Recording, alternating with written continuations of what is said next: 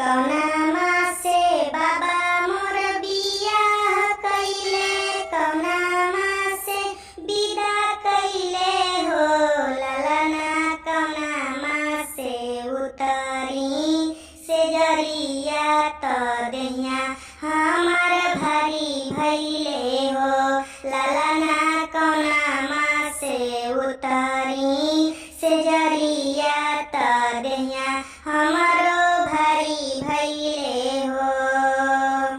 मनमी चिलाला होला उलेटी ननदिया देखी हंसे, ननदिया देखी हंसेली हो ललना, बबुआ के आगमा बुझाला एही से देहिया भारी भइले हो ललना, बबुआ के आगमन बुझाला एही से देहिया भारी भइले हो।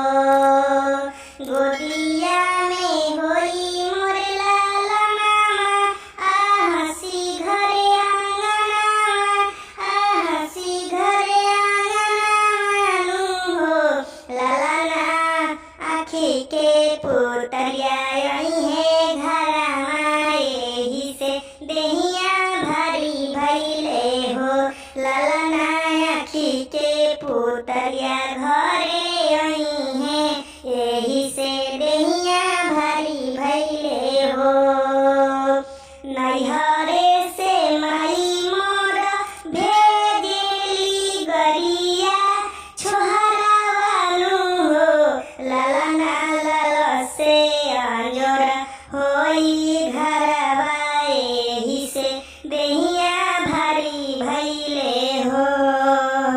अम्मा मोर हंसी हंसी गावेली सोहर गीतिया की सोहर गीतिया नु हो ललना, ननदो मांगावेली पालनामा एही से देहिया भारी भइले हो ललना, ननदो मांगावेली पालनामा एही से देहिया भारी भइले हो।